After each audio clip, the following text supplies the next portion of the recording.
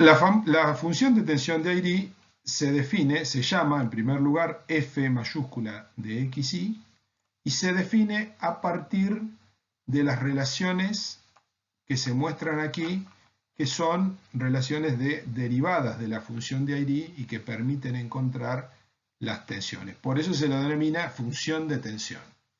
¿Por qué?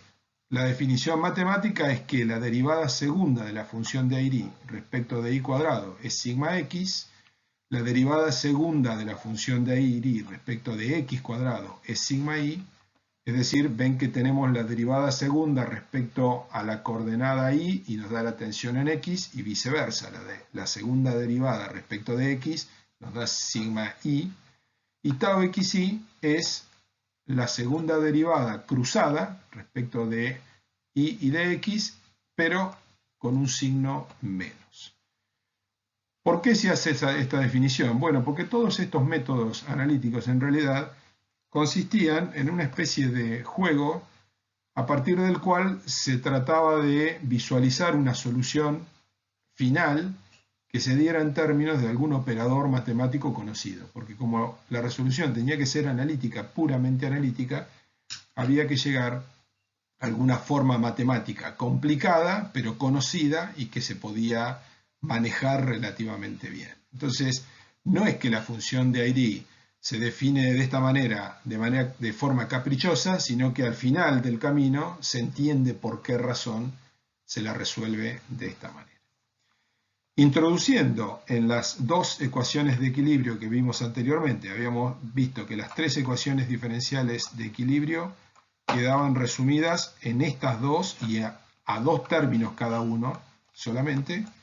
Y como aquí tenemos sigma x, tau y x, sigma y tau xy, que es igual a tau y x, vamos a introducir esta formulación de sigma x, esta aquí, y nos va a quedar sencillamente que las ecuaciones de equilibrio, ahora expresadas no en función de las tensiones, sino de la función de Airy, son estas dos que tenemos acá. Es decir, estas ecuaciones, donde ahora tenemos derivada tercera de la función fxy respecto de x y de y dos veces, menos derivada tercera de f respecto de y dos veces y de x, tiene que ser igual a 0. Y en la segunda ecuación de equilibrio diferencial, derivada tercera de f respecto de y de x dos veces, menos derivada tercera de f respecto de x dos veces y de y, eso tiene que ser igual a 0. Y tenemos entonces las dos ecuaciones diferenciales de equilibrio, son las mismas dos ecuaciones diferenciales, pero en lugar de estar expresadas en función de las tensiones, están expresadas en función de la única función de Airy. ¿Está bien? Lo que antes teníamos tres funciones, sigma x, sigma y tau xy, ahora tenemos una única función que es la función de Airy f de xy. Vamos viendo la ventaja o la utilidad de definir la función de Airy, porque nos permite pasar de tener incógnitas separadas, que son las funciones de tensiones, a tener en principio una única incógnita por el momento, o una única función que entra en nuestras ecuaciones diferenciales, que es esa función f mayúscula de xy. Dijimos previamente que, dado que esta formulación analítica del problema elástico no incluye a los desplazamientos dentro de sus incógnitas, lo cual, por un lado, es una ventaja, pero al mismo tiempo también es un problema, porque si nosotros no tenemos en nuestra formulación de manera explícita los desplazamientos, no vamos a conocer de manera directa los desplazamientos, vamos a obtener básicamente las tensiones. Este método analítico históricamente permitía obtener las fuerzas, en función de las fuerzas en el contorno de un cuerpo, la distribución de tensiones en el interior.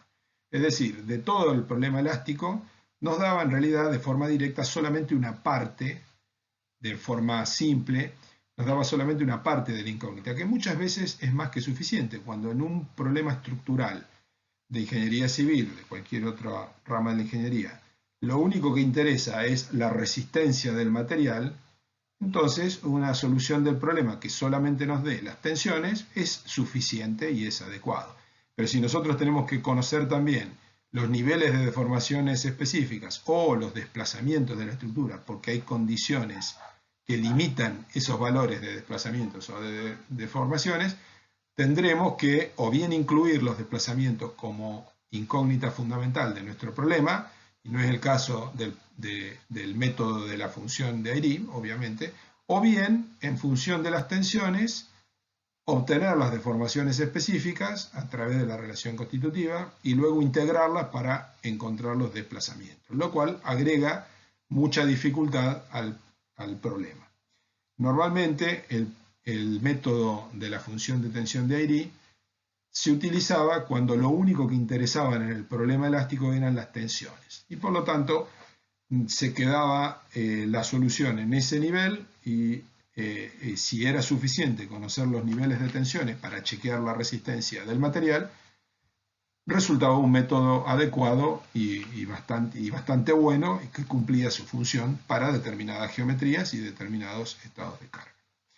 Pero durante el planteo del método, al no tener a los desplazamientos como incógnitas directas del problema, es necesario, como vimos en el planteo general del problema elástico, introducir las ecuaciones de compatibilidad, lo cual genera una cierta dificultad en el planteo general, pero después en la resolución se simplifica. Por lo tanto, recordando que tenemos estas hipótesis básicas de nulidad de gamma xz, gamma iz, esto que está acá es i, es gamma iz, y de sigma z igual a 0, porque estamos hablando del problema de tensiones planas, solamente por eso, estamos en tensiones planas, tenemos esto. Las ecuaciones de compatibilidad que habíamos visto oportunamente en el tema de deformaciones específicas, que eran estas tres que tenemos acá, que completas se pueden formular de esta manera, había otras tres, pero en principio vamos a estudiar las tres primeras. Estas tres se simplifican de cierta forma. ¿Por qué? Porque este término que está aquí, que es gamma xz, si gamma xz es igual a 0, la derivada segunda obviamente va a ser igual a 0. Gamma y z nos va a pasar lo mismo, este término va a desaparecer. Y lo que vamos a tener también es que las derivadas, o sea, todas las derivadas respecto de z, primeras y segundas, van a ser igual a 0 porque en tensiones planas, en la dirección z, no hay variaciones de epsilon x y de epsilon y por lo tanto este término que está aquí va a desaparecer y este otro término que está aquí va a desaparecer. Por lo tanto, nos queda la primera ecuación de compatibilidad completa, o sea, tal como estaba formulada. Esta no sufre al final ninguna variación para el caso de tensiones planas. Y las otras dos nos llevan a esta conclusión, que la derivada segunda de epsilon z respecto de x cuadrado y la derivada segunda de epsilon z respecto de y cuadrado tienen que ser nulas. Recuerden que en el problema de tensiones planas, sigma z vale 0, pero eso no significa que epsilon z valga 0. Justamente para poder imponer que sigma z valga 0 en cualquier punto del dominio, tenemos que liberar el hecho de que epsilon z pueda no valer 0. Pero lo que nos dice la particularización de la función de tensión de Airy es que epsilon z tiene que ser, en términos de función de xy, una función lineal. ¿Por qué? Porque sus derivadas segundas tienen que valer 0. Y la función lineal tiene una derivada primera que no es 0 y una derivada segunda que es 0. Por lo tanto, en el planteo de la solución de la función de tensiones de Airy, epsilon z no es 0, pero tiene que variar linealmente con x y con y. Y esa es una restricción al tipo de problema que vamos a poder resolver con este método analítico. Tenemos que establecer la relación entre las tensiones y las deformaciones. Como les dije anteriormente, como este método apunta fundamentalmente a encontrar como incógnitas fundamentales solamente las tensiones de hecho, es decir, solamente los niveles tensionales. Todo lo que son el resto de las incógnitas, como en este caso las deformaciones específicas, tenemos que reemplazarlo por tensiones. ¿Y cómo hacemos en este caso para reemplazar deformaciones específicas por tensiones? Bueno, obviamente a través de la ecuación constitutiva, es decir, las leyes que relacionan tensiones y deformaciones. Y además está decir que nos vamos a limitar al problema lineal y elástico que estudiamos en el capítulo de relaciones constitutivas, que es lo que llamamos la ley de Hooke. En términos generales, nosotros teníamos 6 ecuaciones escalares que expresaban a la ley de Hooke, 3 que nos daban las deformaciones específicas, epsilon x, epsilon y epsilon z, en función de sigma x, sigma y sigma z, y otras 3 que nos daban los gamas, o sea, las deformaciones, las distorsiones en función de los tau. Pero ahora nosotros tenemos 2 tau que valen 0, y por lo tanto, de las 3 relaciones entre los gamma y los tau nos queda solamente una, que es esta que tenemos acá. Y las 3 primeras que nos permiten obtener epsilon x, epsilon y epsilon z, tienen que ser transformadas por la hipótesis de tensiones planas que dice que sigma z es igual a 0. Es decir, la hipótesis de tensiones planas hace que, en primer lugar, de las 6 ecuaciones escalares, ecuaciones constitutivas escalares, queden nada más que 4. Y además, a las 3 primeras las modifican porque sigma z es igual a 0. Es decir, lo que tendremos aquí es que este término tiene que desaparecer, este término tiene que desaparecer, y este término tiene que desaparecer, quedándonos que epsilon x es igual a 1 sobre e por sigma x menos nu por sigma y, epsilon y es igual a 1 sobre e por sigma y menos nu sigma x, y se ve claramente la relación entre los subíndices, y epsilon z es directamente menos nu sobre e por sigma x más sigma y. En resumen, vamos a tener 4 ecuaciones que representan la ley de Hooke o la relación constitutiva entre tensiones y deformaciones, que la estamos limitando al caso de lineal elástico, que es lo que se denomina ley de Hooke. Vamos a juntar ahora, para terminar con la formulación del problema elástico, la resolución analítica a través de la función de tensión de Airy, juntando las ecuaciones de compatibilidad que vimos anteriormente junto con la relación constitutiva. Lo que hicimos en los 2 pasos previos o anteriores fue analizar las ecuaciones de compatibilidad generales y ver cómo quedaban simplificadas a partir de las condiciones de tensiones planas. En la figura anterior vimos las relaciones constitutivas y vimos que de las 6 ecuaciones nos quedan solamente 4 y con una cierta simplificación. Lo primero que vamos a hacer es juntar o introducir en las ecuaciones de compatibilidad las relaciones constitutivas. Y luego vamos a introducir la función de Airy. Eso es lo que haremos en este paso de la formulación de la solución analítica del problema elástico a través de la función de tensión de Airy. Partamos entonces de esta ecuación de compatibilidad que teníamos y que habíamos formulado anteriormente. Lo que vamos a hacer es, en esta ecuación de compatibilidad, donde tenemos gamma xy, vamos a introducir la relación constitutiva que nos dice que gamma xy es igual a tau xy dividido g. Y luego vamos a tener el hecho de que acá gamma xy está derivada 2 veces respecto de x respecto de y, y entonces nos va a quedar 1 sobre g por derivada segunda de tau xy respecto de x y de y. Pero lo que hicimos fue reemplazar gamma xy por tau xy dividido g.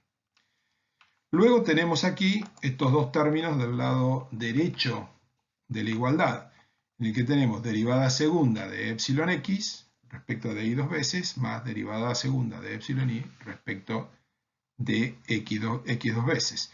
Y las relaciones constitutivas nos habían dicho que epsilon x era igual a 1 sobre e por sigma x menos nu por sigma y. Pero como aquí del lado izquierdo está derivado dos veces respecto de y dos veces, acá nos va a quedar derivada segunda respecto de y dos veces de lo anterior. El otro término, el segundo término de la suma de la derecha, es derivada segunda de epsilon y epsilon i es igual a 1 sobre e, que sale factor común fuera de los corchetes, están los dos términos, de sigma i menos nu por sigma x, que es este término que teníamos acá.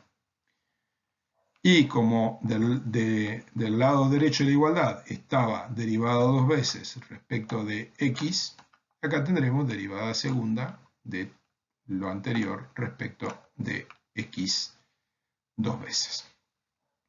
Y nos termina quedando entonces la ecuación de compatibilidad al introducir las relaciones constitutivas, esta ecuación que tenemos aquí, donde el término igual está de este lado.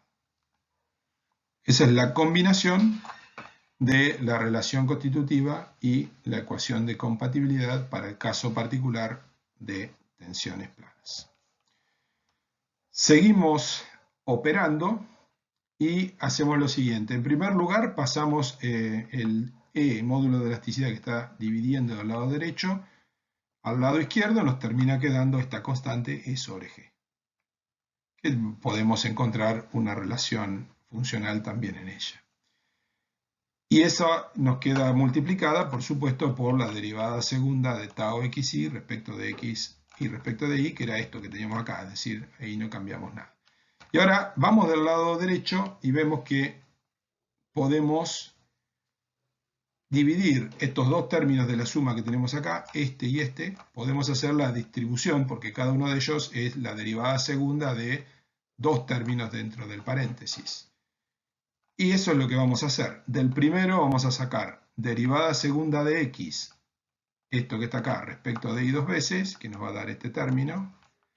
De este otro que está aquí vamos a sacar derivada segunda de y respecto de x dos veces, y nos va a dar este término.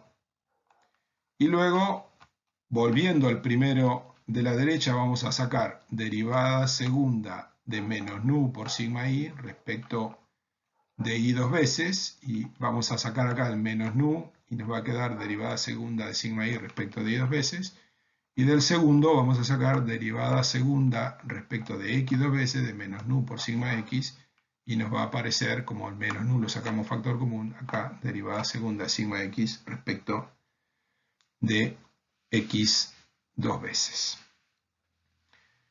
Luego vamos a recordar las relaciones que habíamos definido, y esto sí es, hasta ahí en realidad lo que hemos hecho es sencillamente plantear relación constitutiva más compatibilidad para el caso de tensiones planas. En realidad todavía no hemos introducido la función de ID, pero ahora sí vamos a introducir la función de ID. Recordemos que según la definición, y eso fue una definición, de la función de tensiones de ID f de xy, sigma x es la derivada segunda de f respecto de y dos veces. Sigma y es la derivada segunda de f respecto de x dos veces. Y tau xy es menos la derivada segunda de f respecto de x y de y. Y eso es justamente lo que vamos a hacer en esta formulación. Lo que vamos a hacer es, donde aquí dice tau xy, del lado izquierdo, vamos a poner menos derivada segunda de f respecto de x y de y. Pero acá ya tenemos una derivada respecto de x y otra de y, y por lo tanto nos queda de este lado el menos, por el menos que habíamos introducido, 2 por derivada cuarta de f respecto de x y respecto de y dos veces. Pero estamos estableciendo también el hecho de que E sobre G, recordemos que G es igual a E sobre 2 por 1 más nu. Entonces lo que estamos haciendo es plantear a partir de esa igualdad la separación en dos términos. Y nos queda un menos 2 aquí y un menos 2 nu aquí con este mismo término, derivada cuarta de f respecto de x dos veces y respecto de y dos veces. Y eso es todo lo que nos queda del signo igual hacia la izquierda. Vamos ahora al signo igual hacia la derecha. Esto que tenemos acá, donde dice sigma x, tenemos que poner derivada segunda de f respecto de y dos veces. Y acá ven que ya tenemos sigma x y ya lo tenemos derivado dos veces respecto de y. Por lo tanto, nos va a quedar este término derivada cuarta de f respecto de y cuatro veces. Porque ya teníamos derivado dos veces respecto de y. Y a sigma x es la derivada segunda de f respecto de y dos veces. Así que nos queda derivada cuarta de f respecto de y cuatro veces. Sigma i es la derivada segunda de f respecto de x dos veces, y acá ya tenemos derivada segunda respecto de x dos veces, por lo tanto nos queda derivada cuarta de f respecto de x cuatro veces. Y luego aquí tenemos, donde dice sigma x, vamos a tener que poner derivada segunda de f respecto de y dos veces, mientras que acá tenemos x, y acá donde dice sigma i, vamos a tener que poner derivada segunda de f respecto de x dos veces. Pero en definitiva eso nos va a igualar estos dos términos, porque acá nos va a quedar derivada de respecto de x dos veces y respecto de y dos veces, y en este otro término nos va a quedar derivada respecto de y dos veces y de x dos veces.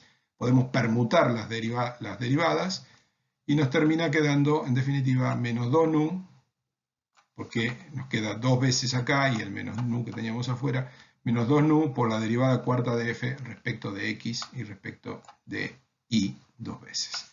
Y ahora vemos a ambos lados de la igualdad que tenemos aquí y buscamos, son todas derivadas cuartas de f, pero vemos que tenemos de las derivadas cuartas respecto de f, tenemos algunas que son respecto de x cuatro veces, como este término, otro término que es respecto de y cuatro veces, y después tenemos términos en los que tenemos dos veces derivado respecto de x y dos veces derivado respecto de y, que son los términos que tenemos del lado izquierdo, este, y del lado derecho, este que tenemos acá y este otro que tenemos acá. Por lo tanto, lo que nos va a terminar quedando es lo que tenemos de este otro lado, porque obsérvese, y acá está básicamente pasado en limpio lo mismo que tenemos anteriormente, tenemos este término que está aquí, menos 2 nu por derivada cuarta de f respecto de x dos veces y respecto de y dos veces, a ambos lados, y es exactamente igual. Por lo tanto, lo que va a pasar es que este se va a simplificar con este. Y lo que nos va a terminar quedando es, si pasamos este término que está con el signo menos a la izquierda de la igualdad y lo pasamos del lado derecho, nos va a terminar quedando esta ecuación diferencial que dice que la derivada cuarta de f respecto de x cuatro veces más dos veces la derivada cuarta de f y respecto de x dos veces y respecto de y dos veces más la derivada cuarta de f respecto de y cuatro veces es igual a 0. Que a partir del operador armónico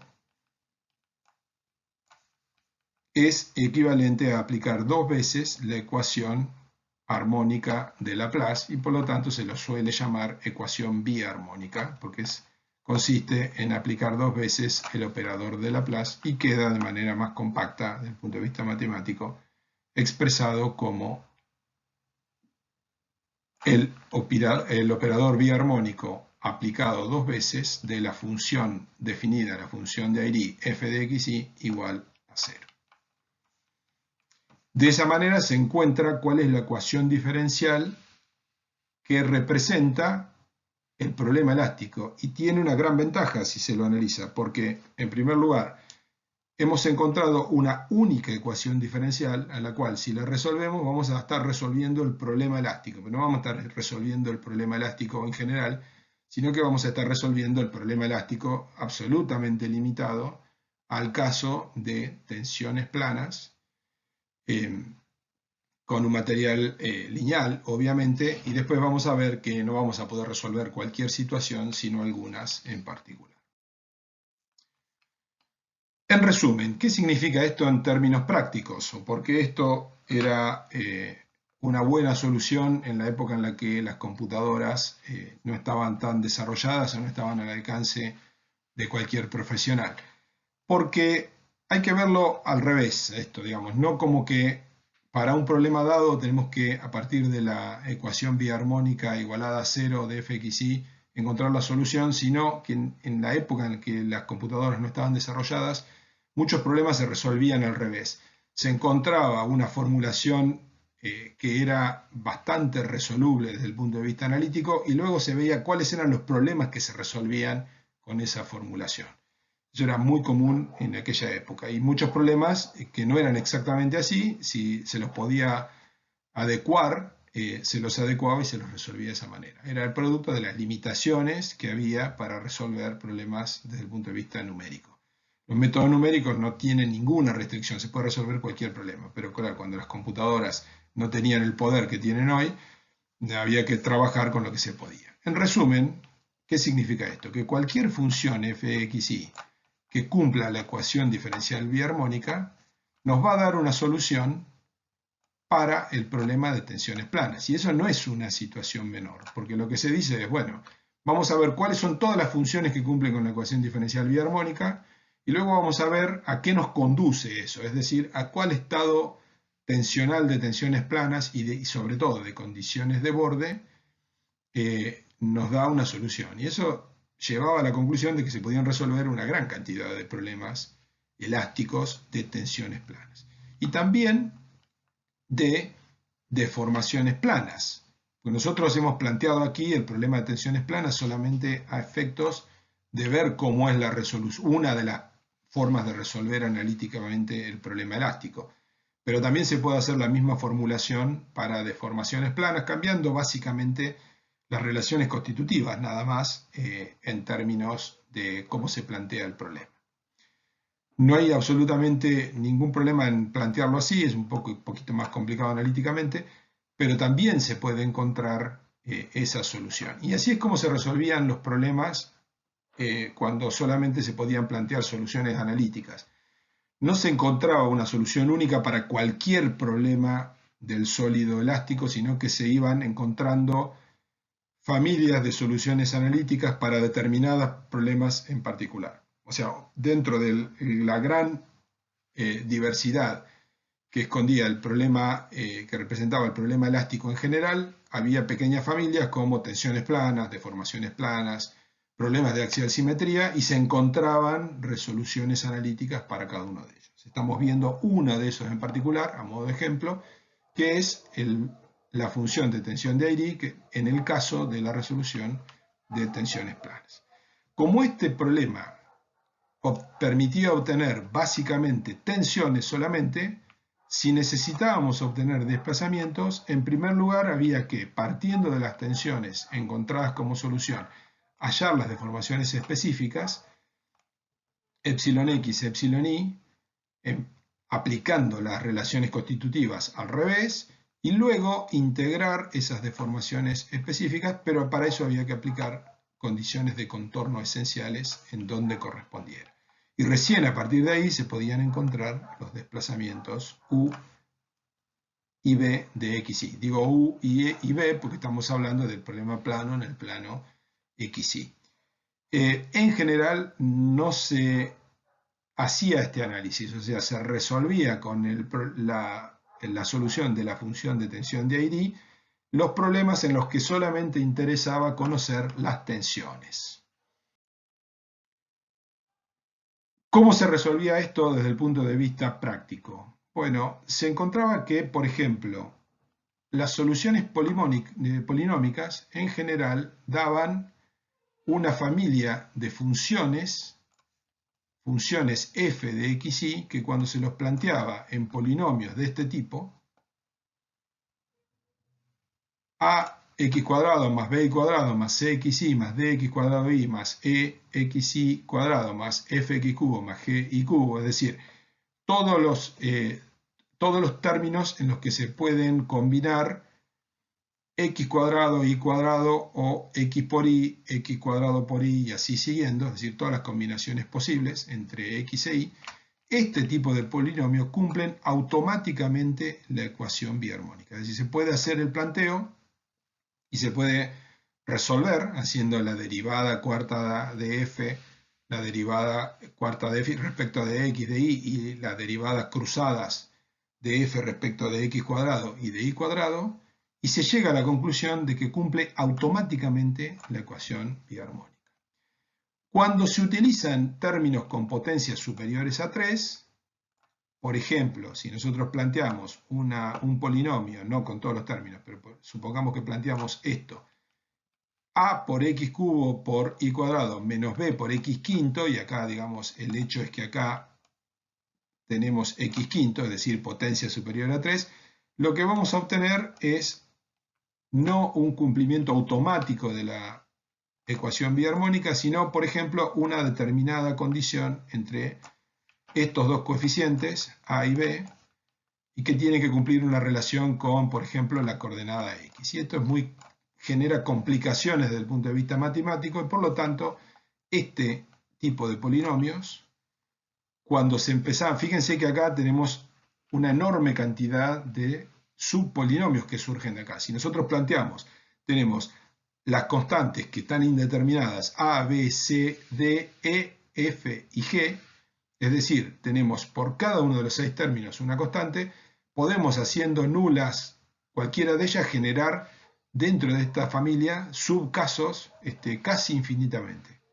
Y por lo tanto, y sabemos que todas esas soluciones van a cumplir automáticamente la ecuación biarmónica. ¿Cómo se planteaba la solución entonces de los problemas? En realidad no se planteaba, ya lo mencioné anteriormente, a partir de un problema determinado cuáles eran los coeficientes del polinomio que nos daban la solución, sino decir, si nosotros sabemos que de esos polinomios como el que planteamos anteriormente, podemos sacar infinitos casos, vamos a ver qué problemas elásticos resuelven, es decir, una especie de problema inverso. Sabiendo que tenemos una expresión matemática polinómica que siempre va a cumplir con la ecuación biarmónica, es decir, siempre va a darnos una solución del problema elástico para tensiones planas, en los términos que vimos anteriormente, veamos qué problemas reales resuelve cuando empezamos a hacer diferentes combinaciones de las constantes, que básicamente consisten en eliminar un montón de esas constantes y dejar algunas. Vamos a ver solamente 2 casos simples de cómo es esta metodología, para entender cómo se operaba en la época en la que no se podían resolver a través de métodos numéricos el problema elástico. Hoy estamos acostumbrados a que a través de métodos como elementos finitos y diferencias finitas podemos resolver cualquier problema básicamente, cualquier problema elástico, y esto es como un viaje al pasado a ver cómo se hacía cuando no estaba esa potencia de cálculo disponible. Entonces, como decía, partiendo del polinomio general, quedándonos con algunos de los términos solamente, vemos qué es lo que resuelve. Entonces, si nosotros de ese polinomio nos quedamos solamente con el término b por y cuadrado y hacemos las derivadas segundas que tenemos que plantear, lo primero que ya sabemos es que cumple con la ecuación biarmónica, es decir, que esa función de Airy nos va a dar estos resultados en términos de tensiones. Sigma x, que es la derivada segunda de f respecto de y 2 veces, es igual a 2b. Sigma y, derivada segunda de f respecto de x 2 veces, cuando derivamos esto respecto de x 2 veces nos da 0, y tau x también nos da 0. Es decir, ¿qué representa esto que tenemos acá? Esta solución, un estado de tracción pura en la dirección de x. Por lo tanto, hacemos al revés, decimos, si tuviéramos un estado de tracción pura en la dirección de x, lo resolveríamos con esto. Por supuesto que un estado de tracción pura en dirección x no requiere la solución analítica del problema elástico, es simplemente a efectos de que se vea el modo en que se plantea. Si en lugar de quedarnos con el término BI cuadrado, nos quedamos con el término CX por I solamente, y todos los demás lo hacemos igual a 0, lo que se hace es aplicar las derivadas segundas de la función esta de ID, que nos dan sigma x, y en este caso sigma x vale 0, sigma y vale 0, y en cambio tau xi, derivada segunda de esto respecto de x respecto de y, nos queda la constante menos c, porque tau xi era menos. Y entonces esta solución representa un estado de corte puro. Y si queremos obtener los desplazamientos, esto nos da el estado de tensiones. Si queremos obtener los desplazamientos, tendremos que obtener las deformaciones específicas y luego por integración obtener los desplazamientos. Lo cual no tiene, en general no tenía demasiado interés, pero se podía hacer.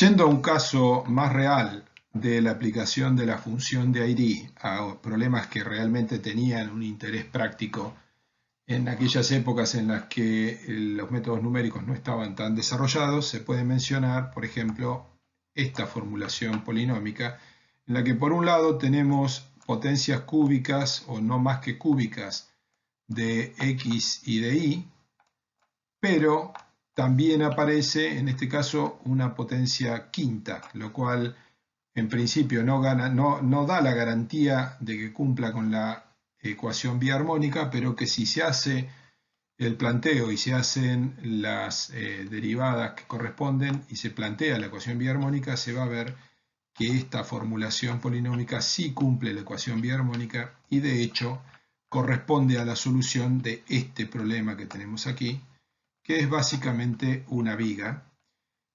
simplemente apoyada, porque vemos que en las condiciones de contorno, que son las condiciones en términos de fuerzas, es decir, naturales, están dadas para dos fuerzas de tipo de corte en los dos extremos, que pueden estar representando a los apoyos de ambos extremos, y unas presiones uniformes superiores P, que es una carga uniformemente distribuida.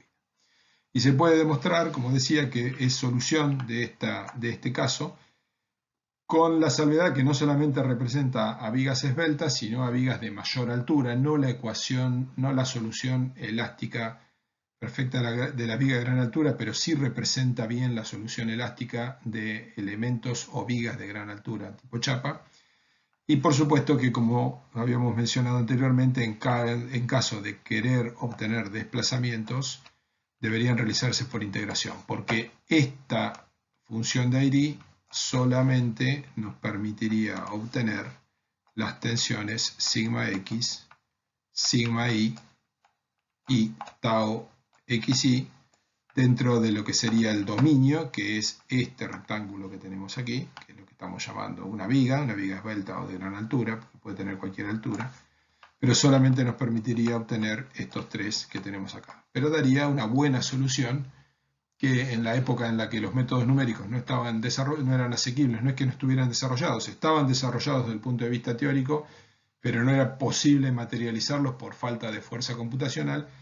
Este tipo de formulación nos daba buenas soluciones para, por ejemplo, vigas de gran altura, porque para vigas esbeltas estaba la teoría de vigas de Bernoulli, lo que vieron en estructuras 2, por lo tanto no tenía mucho interés complicar la resolución matemática, pero cuando dejábamos de estar en el campo de validez de la viga esbelta de Bernoulli, para una viga, por ejemplo, de gran altura, esto nos podía dar una excelente solución cuando no teníamos métodos numéricos disponibles.